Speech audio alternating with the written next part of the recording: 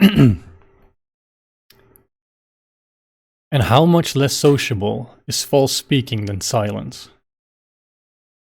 King Francis I vaunted that he had by this means nonplussed Francesco Taverna, Ambassador Francesco Sforza, Duke of Milan, a man very famous for his science and talking in those days. This gentleman had been sent to excuse his master to his majesty about a thing of very great consequence, which was this. The king,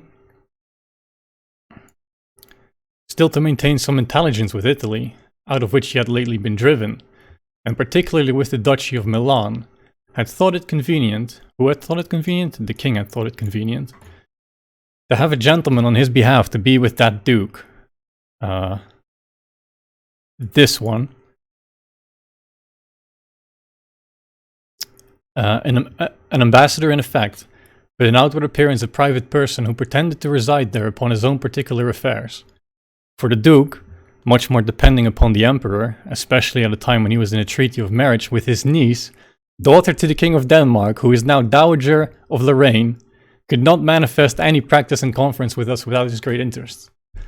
For this commission, one Merveille, a Milanese gentleman, and an equerry to the king, being thought very fit, was accordingly dispatched thither with private credentials and instructions as ambassador, and with other letters of recommendation to the duke, still this guy, about his own private concerns, the better to mask and color the business, and was so long in that court that the emperor at last had some inkling of his real employment there, which was the occasion of what followed after, as we suppose, which was that under pretense of some murder, his trials was in 2 days dispatched and his head in the night struck off in prison.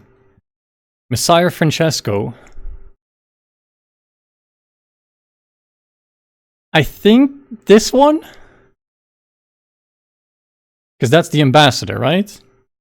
Francesco being come and prepared with a long counterfeit history of the affair, for the king had applied himself to all the princes of Christendom, as well as to the duke himself, to demand satisfaction, had his audience at the morning council, where, after he had for the support of his cause laid open several plausible justifications of the fact that his master had never looked upon this Merveille for other than a private gentleman and his own subject, who was there only in order to his own business, neither had he ever lived under any other prospect, absolutely disowning that he had ever heard he was one of the king's household, or that his majesty so much as knew him. So far was he from taking him for an ambassador. The king, in his turn, pressing him with several objections and demands and challenging him on all sides, tripped him up at last by asking why then the execution was performed by night and as it were by stealth. At which the poor confounded ambassador, the more handsomely to disengage himself, made answer that the duke would have been very loth, out of respect to his majesty, that such an execution should have been performed by day. Anyone may guess if he was not well rated when he came home, for having so grossly tripped in the presence of a prince of so delicate a nostril as King Francis.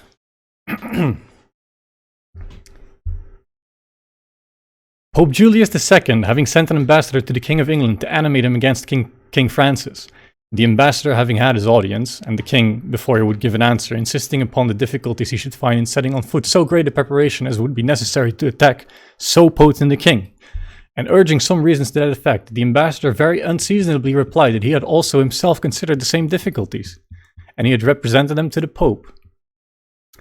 From which saying of his, so directly opposite to the thing propounded and the business he came about, which was immediately to incite him to war, the King of England first derived the argument, which he afterward found to be true, that this ambassador in his own mind was on the side of the French, of which having advertised his master, his estate at his return home was confiscated, and he himself very, very narrowly escaped the losing of his head.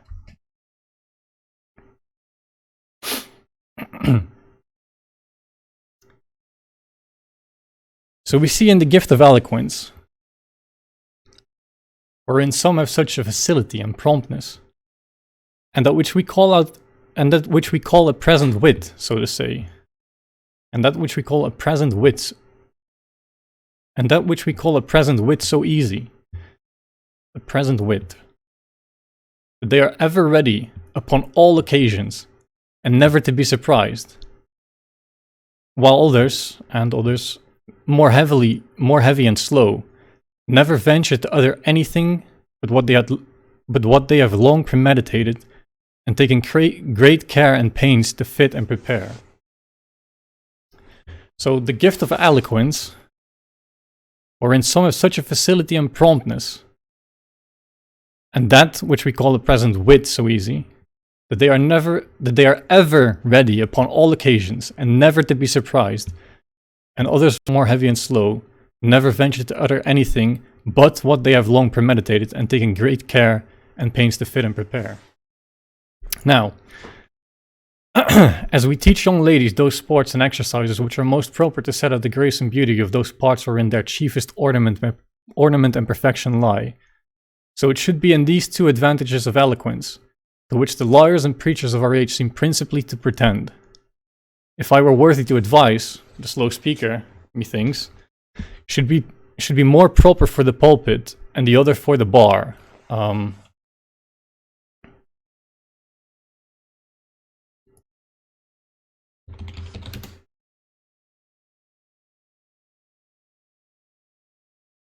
This is a pulpit. Like he's talking about an official position for speaking. And comparing that to a bar. Two different places, two different styles of expressing oneself through speech.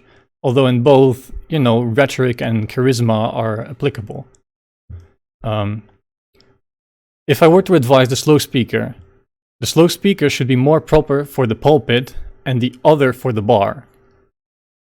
The other being the one with present wit, right? That's what he is saying? The slow speaker is more suitable for the pulpit, and the one with quick wit for the bar, which makes sense, right? Like if you're a politician and you're doing an official speech where you address the nation and whatnot, you should probably prepare what you're about to say, right? Although still, in a bar, there's a lot of politicians in a bar, right? We all know somebody like this. You guys know what I mean. And the other for the bar, and that because the employment of the first does not, the first being the pulpit one, and because the employment of the first does naturally allow him all the leisure he can desire to prepare himself. And besides, his career is performed in an even and unintermitted line, without stop or interruption, whereas the pleader's business and interest compels him to enter the list upon all occasions, and the unexpected objections and replies of his adverse party jostle him out of his course, and put him upon the instant, to pump for new and extempore answers and defenses. This is in the bar, where if you talk shit, people are going to interrupt you and fire back at you, and you have to bob and weave and verbally dodge and counter these attacks that people make on your rhetoric. Is repute for to pump for new and extempore answers and defenses. Extempore meaning it's Latin, out of the moment. Ex out, tempore time, out of time, on the moment, on the spot, at the time.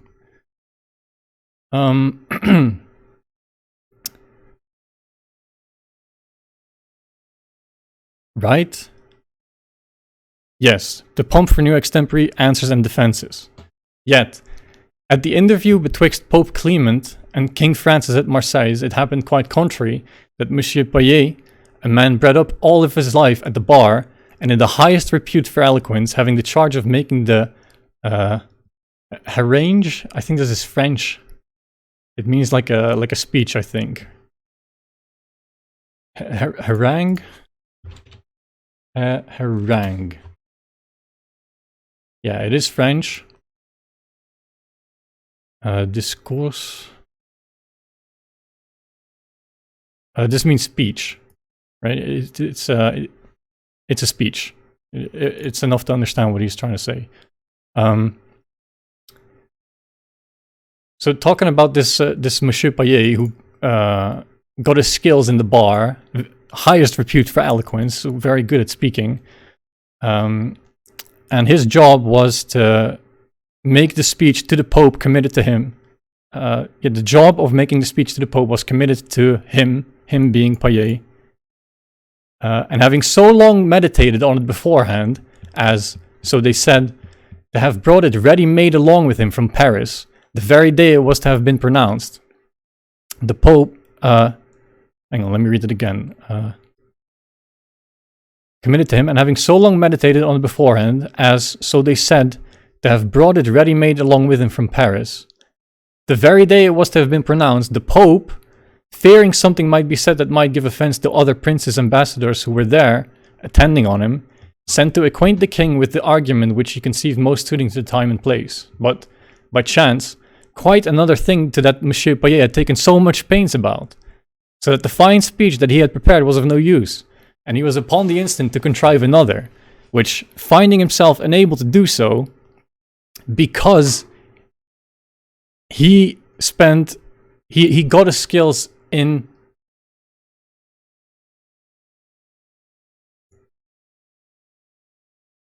the bar with highest repute for eloquence, so he was good at speaking on the spot, but not in the position at the pulpit. So he cracked under the pressure and he couldn't do it. He couldn't come up with anything quick enough. Although that was his strong suit, but just the situation and the circumstances around him made him crack, right? The writer of this book is empathizing with this Paillet guy. Isn't that cute? Isn't that sweet? And he was upon the instant to contrive another, which, finding himself unable to do, Cardinal du Bellay was constrained to perform that office. So he took his place, and he had to take over. The pleader's part is doubtless much harder than that of the preacher, and yet, in my opinion, we see more passable lawyers than preachers, at all events in France. It should seem that the nature of wit is to have its operation prompt and sudden, and that of judgment to have it be more deliberate and more slow. It should seem that the nature of wit is to have its operation prompt and sudden, and that of judgment to have it more deliberate and slow. That's a big deal. That's a good line. And this one is even bigger. This one is even better. But he who remains totally silent, for want of leisure to prepare himself to speak well, and he also whom leisure does no ways benefit to better speaking, are equally unhappy. Someone who remains silent in his own head, always preparing about what to say and thinking about all the angles he might be attacked and how to defend the things that he expresses, and making sure that he is behind everything that he expresses, is equally unhappy as the person who, even if he gets all the leisure and all the time that he wants to prepare himself for speaking, is incapable of getting better at it. So no matter how much time you give him, he can't improve on the thing that he was already trying to say to begin with.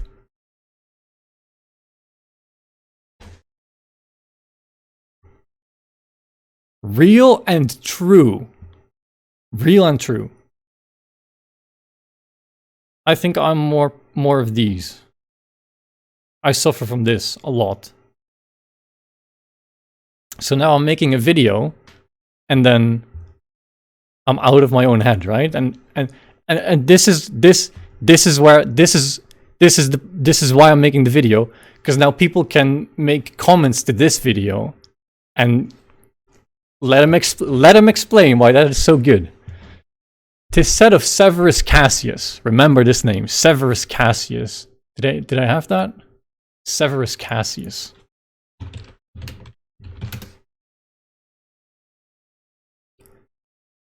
I keep pulling this off screen because the autocomplete, when you look for things in your browser, you know how it is, right? remember that. This comes back to later. Cassius Severus, 32 AD, ancient Roman rhetor, rhetoric, talking, sharply eloquent, fearless fighter for freedom of speech, Cassius Severus. Sharply eloquent against the governmental order, which finally saw him exiled and his works banned after his death. This guy was about what he spoke about, Legendary. What a god. Fucking Giga chat. Cassius. That he spoke best extempore, on the spot. Doesn't matter. You fucking come at him, you fucking deal with you.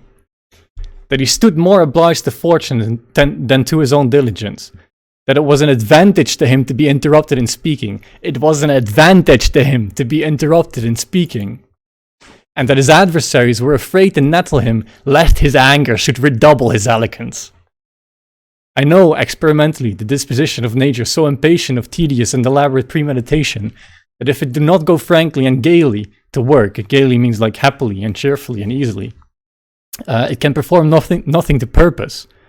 We say of some compositions that they stink of the oil and of the lamp, as in, somebody has been writing with an oil lamp and they've been preparing it so long that the smell of the oil lamp is impressed into the parchment on which it was written, and of the lamp, by reason of certain rough harshness that laborious handling imprints upon those where it has been employed.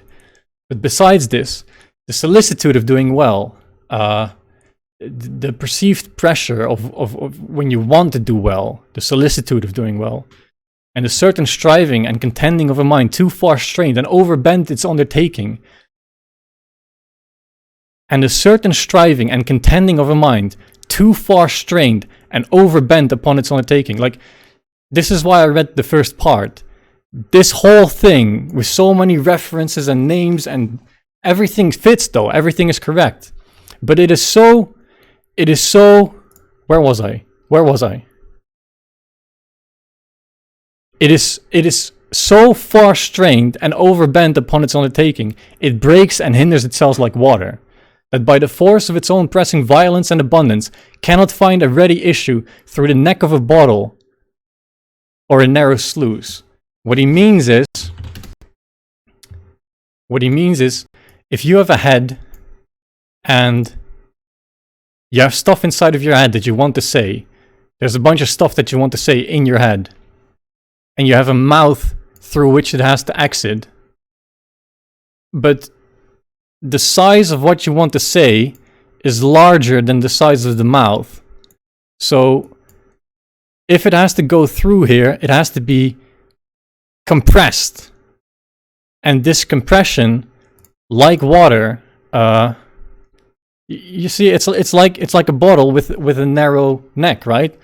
And it has to go through, and you jumble your words instead of having everything in order as you wanted it, as you were thinking about it, because that's what thinking is, right? You order the stuff you have inside your head. And again, the author here of this work is empathizing with that, and it's so sweet and it's so considerate and compassionate, and I empathize with that so much. It's so beautiful. I love this guy, and we'll talk about the guy who wrote it in a bit.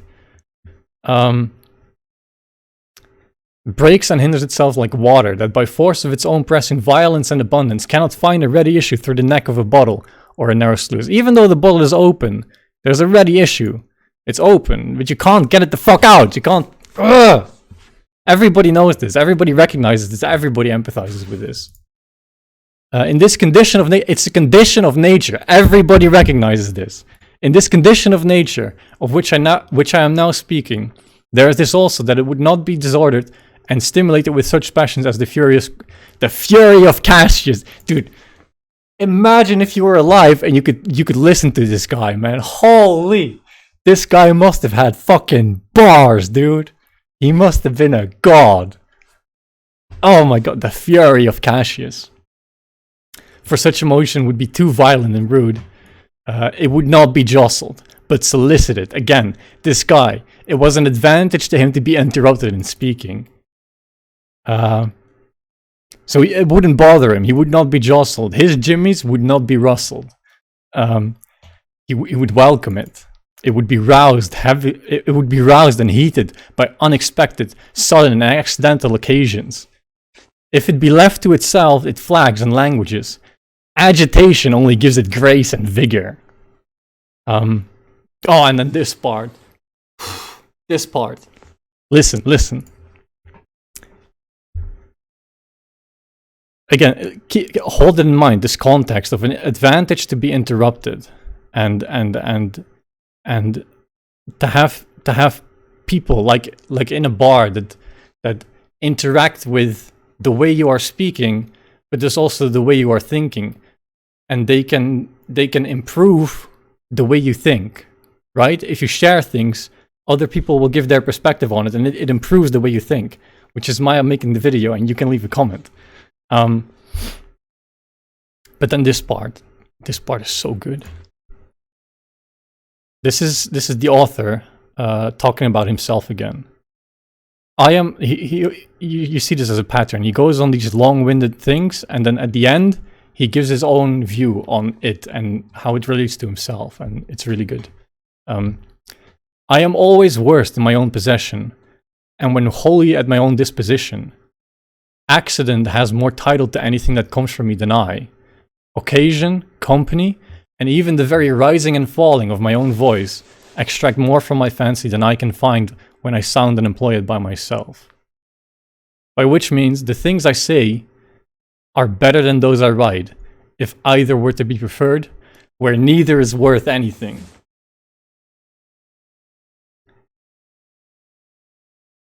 Accident has more title to anything that comes from me than I. Occasion, company, and even the very rising and falling extract more from my fancy than I can find when I sound unemployed by myself. By which means the things I say are better than those I write, if either were to be preferred, where neither is worth anything. The self-awareness of this guy, dude. He's apologizing here, and he does this a lot, and we'll look at another example of this right after this, when I finish this paragraph. The way he not only has a profound understanding of his own limitations, but also the self-awareness of them, and he apologizes for them. He's making an apology here. This guy, the author of this, Michel de Montaigne, where is it? This guy, Michel de Montaigne, wrote the essays.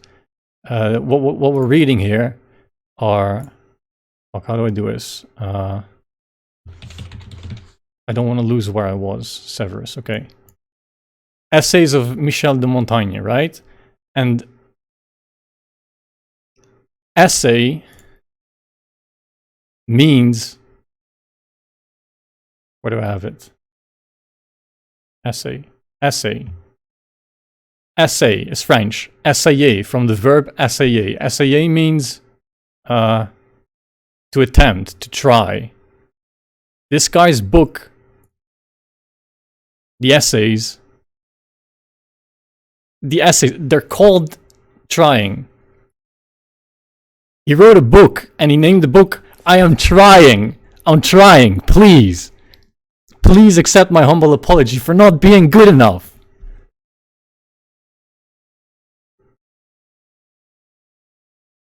Because what is he saying? What he is saying is, the things I say are better than those I write. So what he is saying is, he would have loved to tell us this. He would have loved to tell us this in conversation. Like, he is the mentor, right? Who is Michel de Montaigne? One of the most significant philosophers of the French Renaissance. He's known for popularizing the essay as a literary genre. His work is noted for merging of casual anecdotes and autobiography with intellectual insight. Montaigne had a direct influence on numerous Western writers. His massive volume essays contain some of the most influential essays ever written. During his lifetime, Montaigne was admired more as a statesman than as an author. The tendency in his essays to digress into anecdotes and personal ruminations. Ruminations is an interesting word. Very interesting word. As a pure definition, it's just a deep or considered thought about something, right? But there is also a psychological definition. Obsessive thinking about an idea, situation, or choice, especially when it interferes with normal mental functioning. So it's debatable which one they mean here, because he does have that deep thought in the rumination, but like, I guess the Wikipedia page is arguing, and which was probably true, that it burdened him extremely heavily, that he always had to think about everything like this, and like it bothers you to be so thoughtful, right? And perhaps that's why I identify with this guy so much. I mean, look at him, right? Some guy with a big ass forehead trying to speak to people, desperate to be heard, to get out of his own fucking head. And then who am I, right? Who am I but some guy with a big ass forehead and a fucking microphone and a keyboard, trying to talk to people who I'm never gonna meet. We have the same first name as well. Like he has the French version, I have the obviously superior Dutch version, but still. And this is why I like history so much. These people, they go through the same problems that you and I go through. And you can read about how they dealt with them, and it's very beneficial. And you should know about that. This is this website, Gutenberg.org, Project Gutenberg. It's an online library, and whatever you want to read, all the classics, you can read them for free. It's all here, PDFs, anything you want. You want to read fucking the Odyssey, or you want to read Homer, or you want to read fucking Marcus Aurelius quotes, anything that is worth learning, as long as you have access to internet, can be learned for free. So, great source. Check this out. If you like reading, fucking read. University is a scam, okay? I feel kind of scammed by university. It's due to myself as well, my own fault, but still. Go to the source. Learn the source. That's why you went to school, right? And people always ask, in like elementary school, like why are we doing math and we have calculators and shit, and why do we have to learn a language? I'm gonna be a fucking plumber. I don't need to know how to speak French or German. But elementary school is not about preparing you for your profession. It's about teaching you how to learn something. You have to be taught how to learn, which sounds like a paradox, and it kind of is, but it functions, so it works, so we do it. So you learn how to learn something by yourself, and then when you're done with that, when you know how to learn something, when your mind has been enabled to understand how to translate one language into the other, which is why learning a language is mandatory in most countries, then you can start using it for yourself. And if you know what you want to learn, you can learn it yourself. University rant over. Now, what the fuck was I talking about?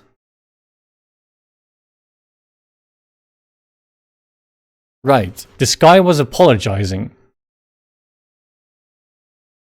This guy was apologizing that he wasn't good enough. One of the most influential writers of the 16th century that many later writers based himself off. He doesn't feel good enough. He says that the things that he would say to us would have been better than the ones that he writes here, because his thoughts are so convoluted, like water trying to get through the neck of a bottle. And he apologizes. What a nice guy. What a nice guy. He would have liked to tell us about it.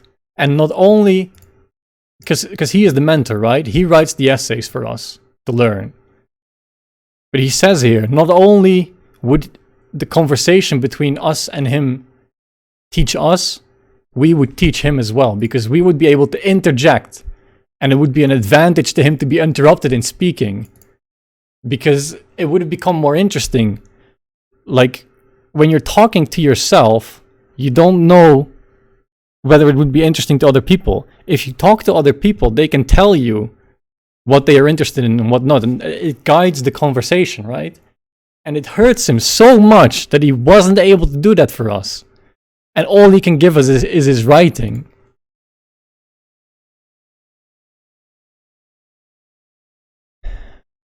Then by any inquisition of my own judgment, I perhaps sometimes hit upon something when I write that seems quaint and sprightly to me, though it will appear dull and heavy to another.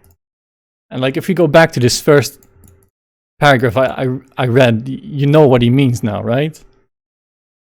Like, he likes it and he thinks it's interesting, so he writes it down. And he doesn't have the outsider's perspective to decide whether he should have actually written that or not. He is writing in the book that his writing is flawed. Do you see? This guy had a fucking brain on him. Holy shit!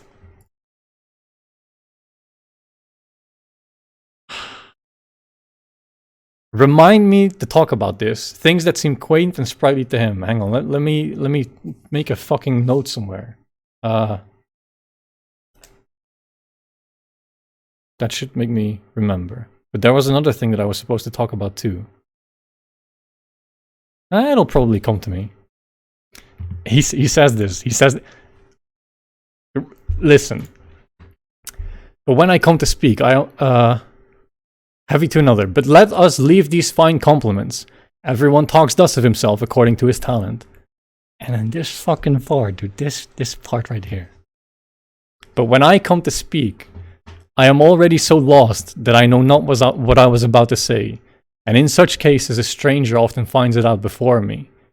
If I should make erasure so often as this inconvenience befalls me, the inconvenience being himself getting caught up in his own fucking mental brain wrinkles.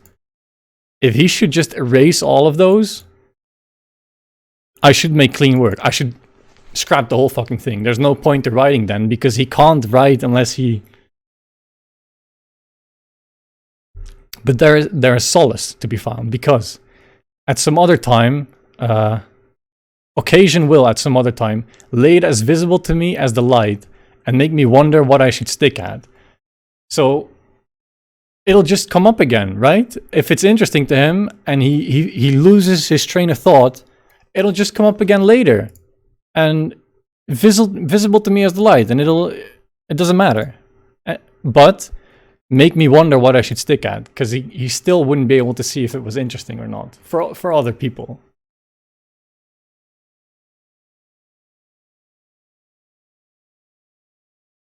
Okay, now there's two things I still want to say. The first is regarding the way this guy apologizes and the way I empathize with him so badly. And the other thing was about the quaint and sprightly things. So which should I do first? Let's do the quaint and sprightly first.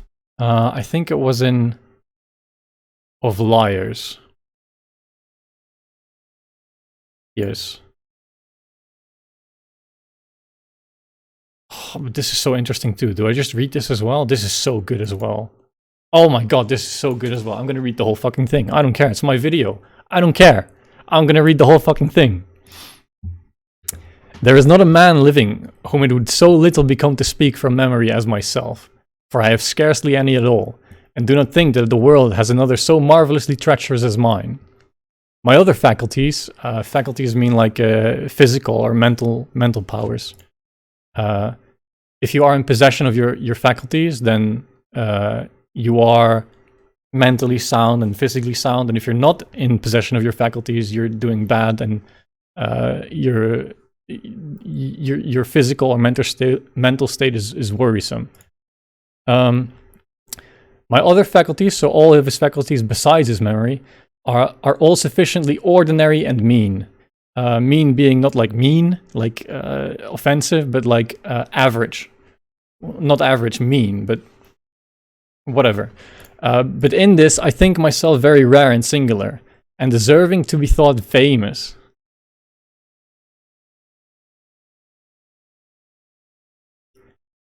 What are you saying? It's a paradox again. I am so ordinary that it's actually rare. It is rare to be this ordinary. Which reminds me of that saying about uniqueness, right?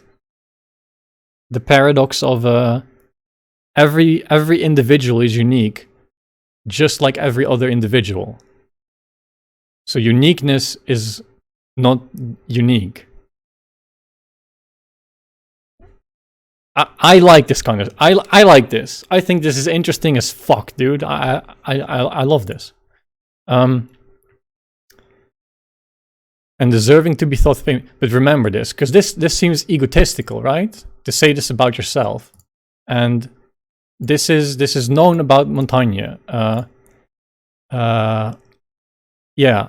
His declaration that I am myself the I have to talk about this too. I am myself the matter of my book was viewed by his contemporaries as self-indulgent. In time, however, Montaigne became to be recognized as embodying, perhaps better than any other author of his time, the spirit of freely entertaining tout that began to emerge at the time. His most famously skeptical remark, "What do I know?" in French. Que sais-je? So, you know, you write all this shit, and then at the end you go, what do I know? And then it just covers everything, right? Fucking...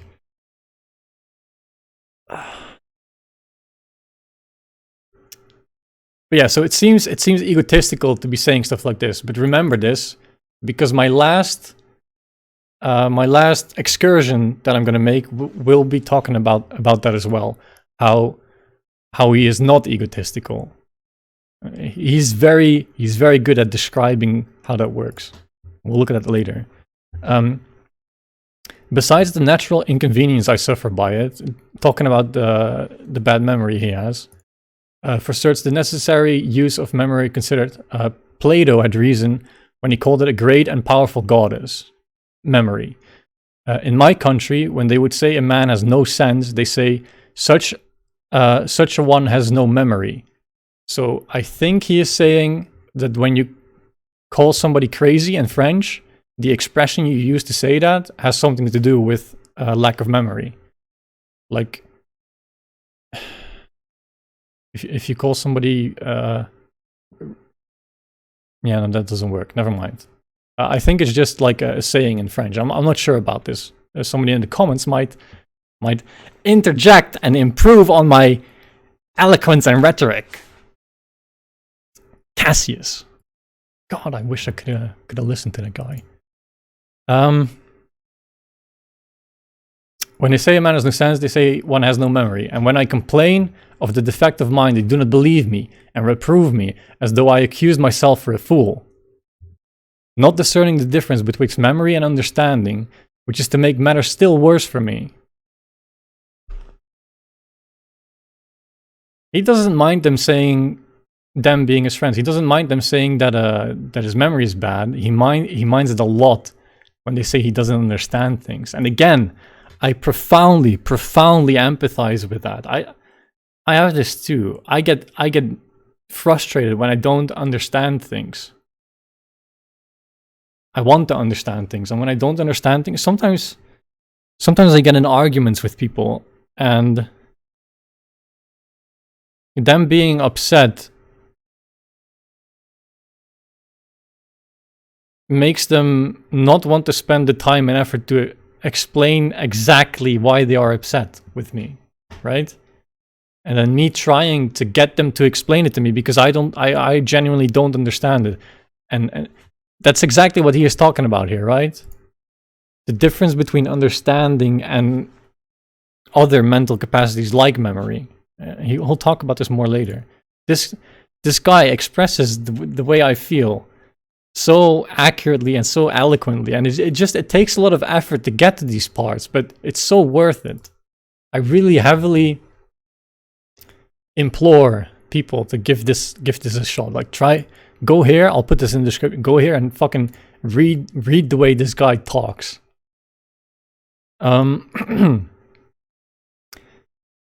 Which is to make matters still worse for me. But a great wrong in this, that they would make the same words which accuse my infirmity represent me for an ungrateful person. They bring my affections into question upon the account of my memory, and from a natural imperfection make out a defect of conscience. He has forgot, says one, this request or that promise. He no more remembers his friends. He has forgot to say or do or conceal such and such a thing for my sake. And truly, I am apt enough to forget many things, but to neglect anything my friend has given me in charge, I never do it. And it should be enough, methinks, that I feel the misery and inconvenience of it, without branding me with malice, a vice so contrary to my humor. Brings a tear to my eye.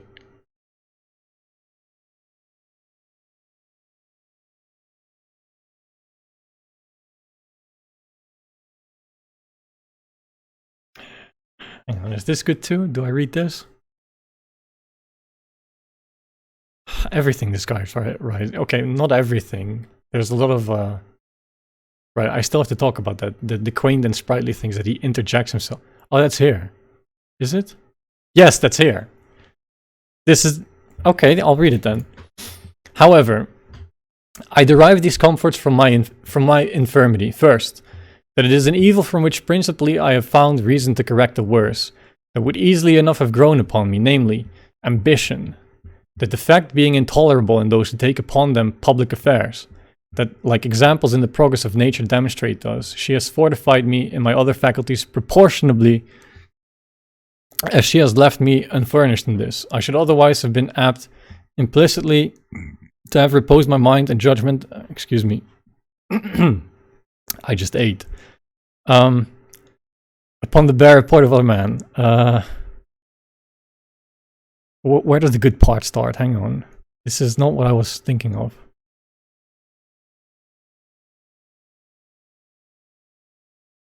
Right, so he goes on to talk about memory and his personal experience about intimate friends who, as the memory is supplied with an entire and full view of things, begin their narrative so far back and crowd it with so many impertinent circumstances that though the story be good in itself, they make a shift to spoil it. And if otherwise, you're either to curse the strength of their memory or the weakness of their judgment. So now he completely flips it, right?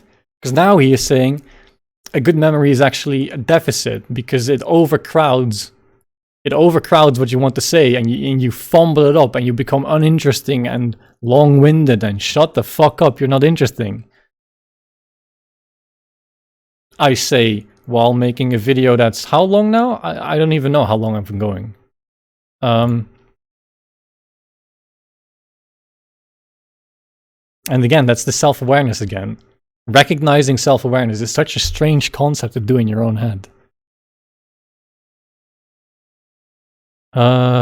Begin the narrative so far back and crowded with so many impertinent circumstances. But crowded with so many impertinent circumstances. Remember this. Try to hold on to this in your head. He is criticizing the crowding of stories with impertinent circumstances. Remember that. Though the story be good in itself, they make a shift to spoil it. And if otherwise, you are either to curse the strength of their memory or the weakness of their judgment. Because it's fine if you have good memory if you only tell the things that are interesting, right? So if your judgment is good and you only tell the interesting things, that's fine. Have a good memory, great. And it is a hard thing to close up a discourse and to cut it short when you have once started. There is nothing wherein the force of a horse is so much seen as in a round and sudden stop. Again, he empathizes with the people he is criticizing. Because he knows that once you're talking about something and then somebody interrupts you and is like, hey, this is not interesting at all, then you feel really bad about yourself. And again, it's a nice guy for considering that, even though he himself is criticizing the thing he is condemning. No. Even though he himself is criticizing, which in itself is the thing he is condemning. While at the same time being guilty of the thing that he is condemning.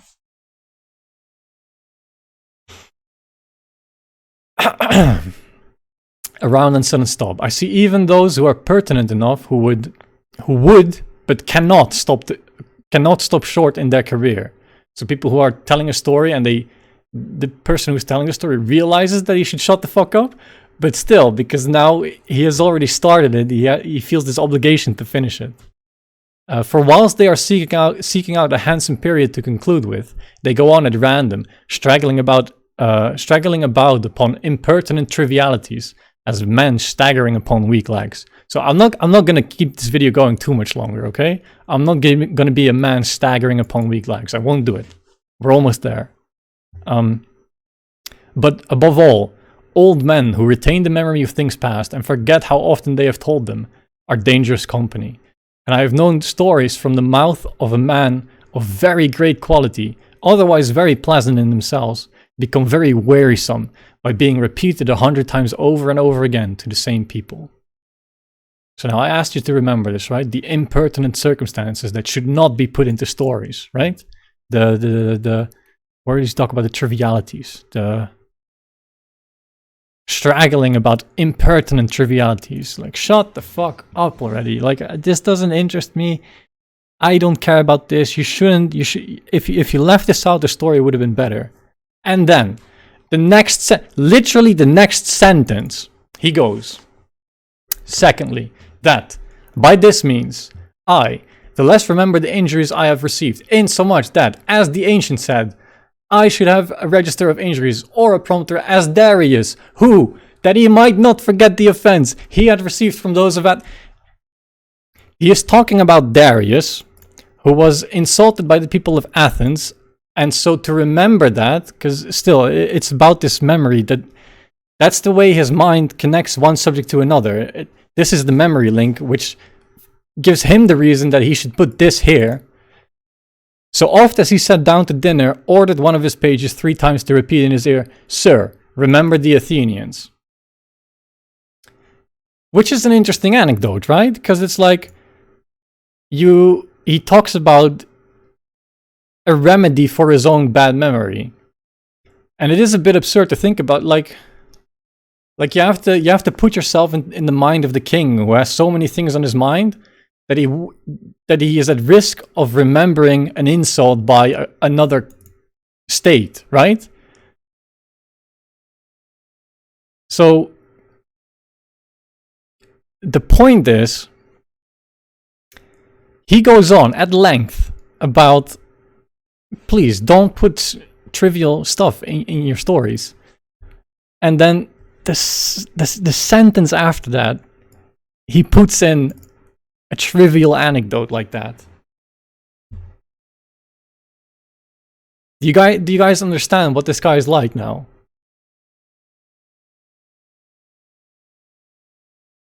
The constant self-critique and self-awareness is so fucking good, dude. It's so meta. Like, to go on this long and this detailed about something that you shouldn't do, and then right away do it anyway. Fucking Giga Chad. Giga Chad. Okay. Anyway, I think that was everything that I wanted to read about here. I mean, he goes on about it. It's interesting, but he goes on about it like a weak man staggering on on weak legs. This is interesting. That a dog we know is better company than a man whose language we do not understand. Real and true. Anyway, the last thing I wanted to talk about. Remember when I was talking about how he apologizes, and his book is called An Essay, and it was about him being egotistical, right?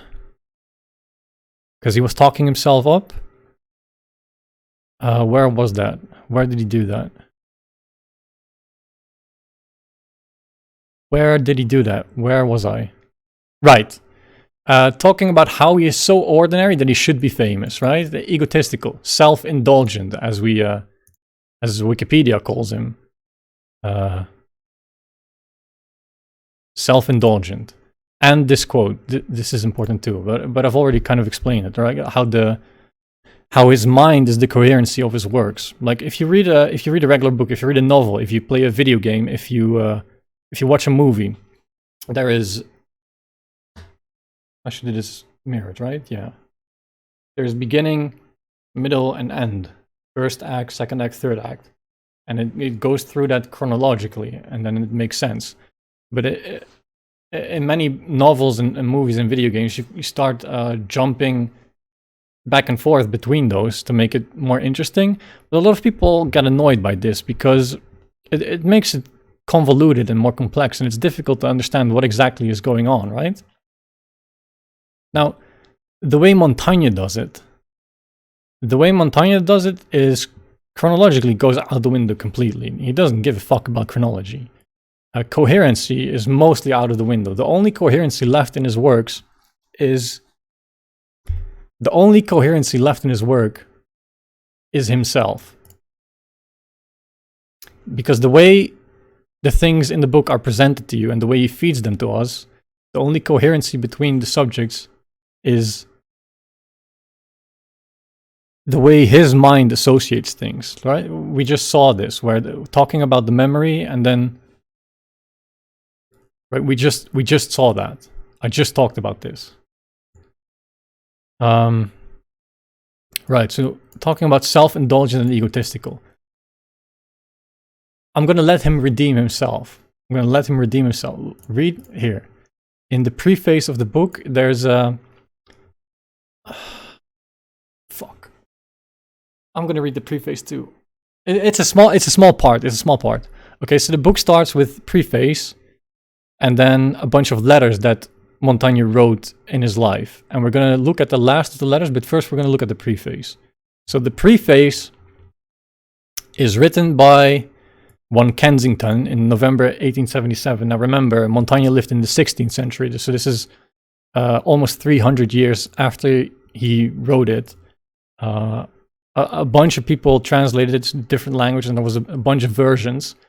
And this guy compiled those and collected them and assessed them and wrote about them.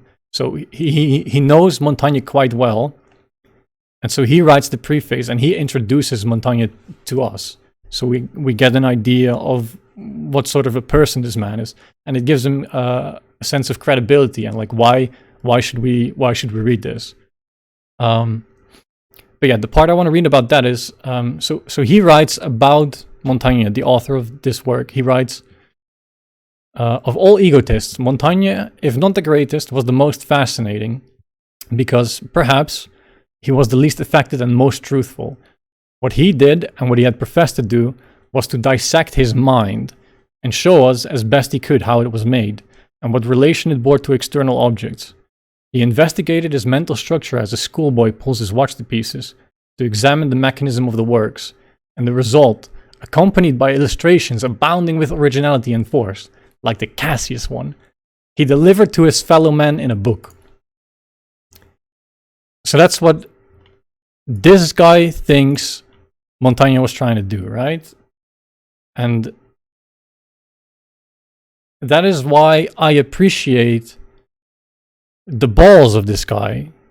Because again, the way he writes and his style with the personal ruminations and the anecdotes was seen as detrimental to proper style rather than as an innovation by his contemporaries. You know, in his life, people, I mean, some people saw the genius in his works, but most people didn't really care about it until much later. Hang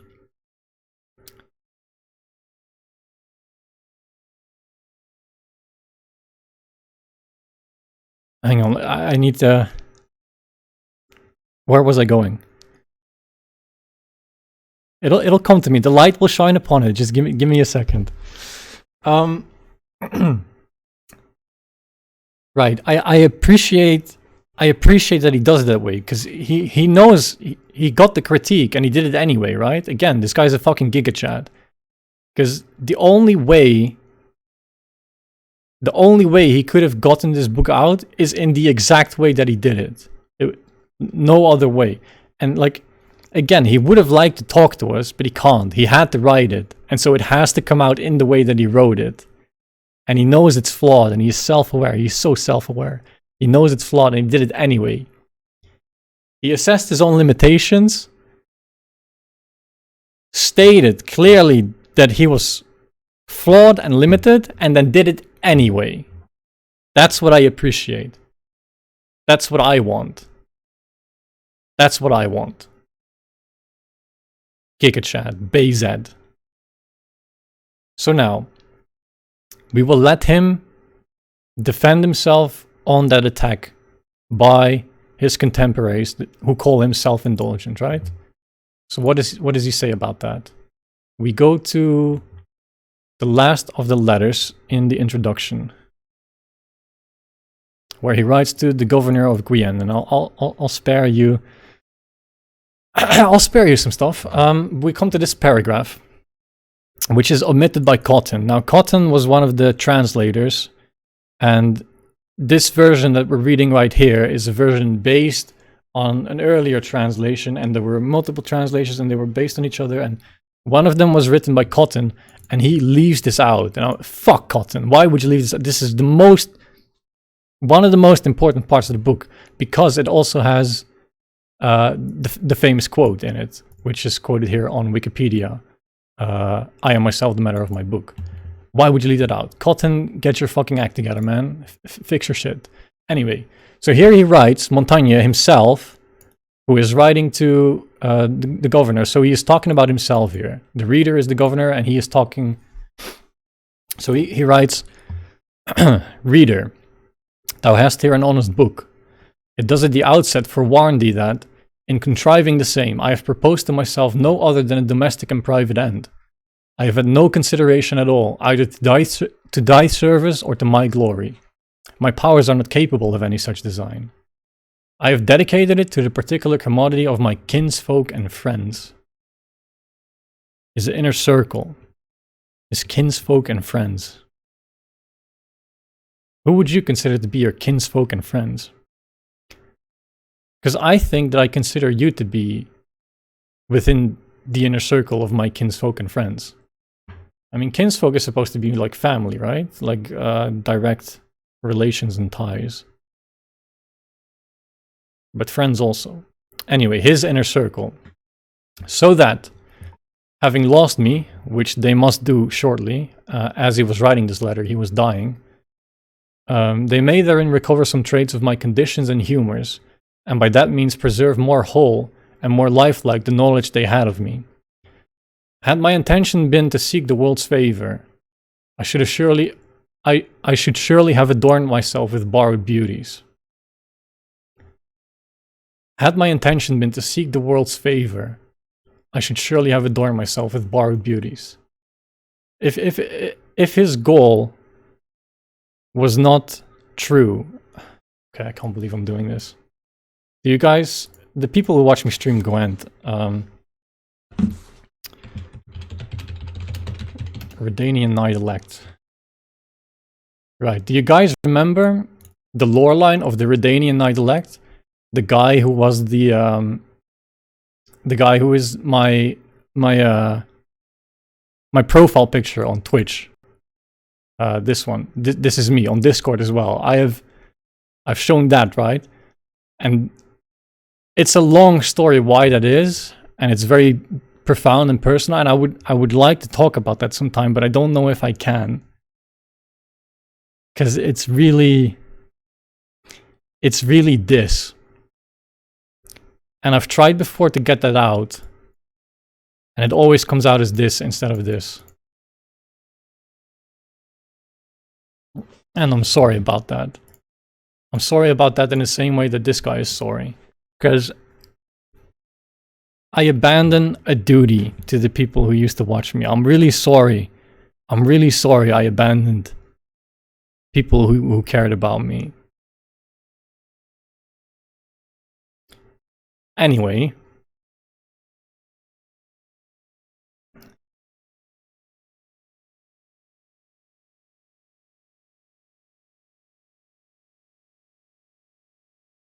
Had my intention been to seek the world's favor, I should have surely adorned myself with borrowed beauties. Give me 1 second.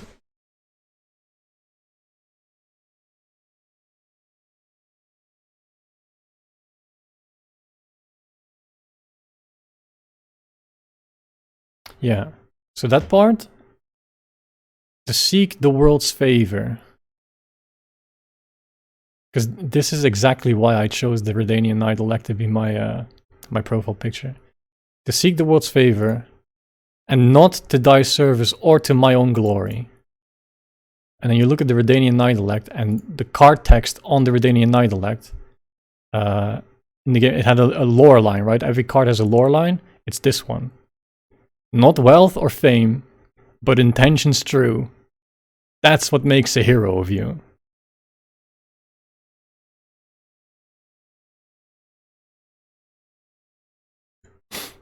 And so he writes, I should surely have adorned myself with borrowed beauties.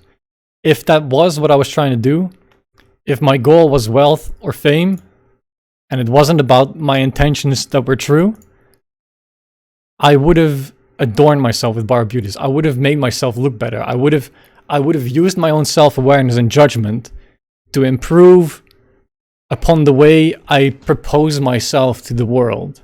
I would have done it. And the fact that it's proof. The fact that I don't shows that I am truthful and aligned with myself. And that I am based within myself and true to myself. I desire therein to be viewed as I appear in mine own genuine, simple, and ordinary manner. Humility, modesty. The guy is not self-indulgent. He sounds self-indulgent, but he isn't. And ordinary without study and artifice, for it is myself I paint. My defects are therein to be read to the life, and any imperfections in my natural form, so far as public reverence hath permitted me. If I had lived among those nations which, they say, yet dwell under the sweet liberty of nature's primitive laws. Who is he talking about here? Remember, this guy is, this is him in the 1570s. Now in the 1570s, colonization becomes a thing, and Portugal and Spain are sailing to around Africa. You know, Bartholomew, and you know, he sails around Africa. He figures out that to overcome the winds that stop you at the Cape, you actually have to go way further south, and then you get into the westerly winds, and you can sail around Africa, and then you can reach, you know, the fucking spices over there. And so that's going on, and they're going to America, and they reach these people, those nations, which yet dwell under the sweet liberty of nature's primitive laws. And I think this is best illustrated by the way he looks, right? So you look at this guy. This was 1570.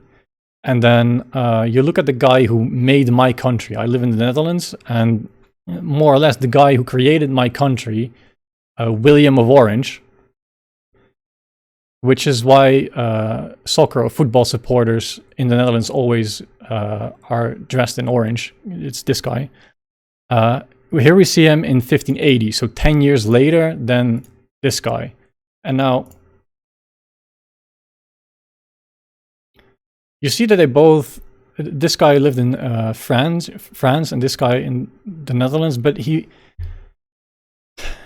technically he was a German who spoke French. And anyway, they live in Europe, and there is a fashion in Europe which you can clearly recognize, right? And so he says here, so he has to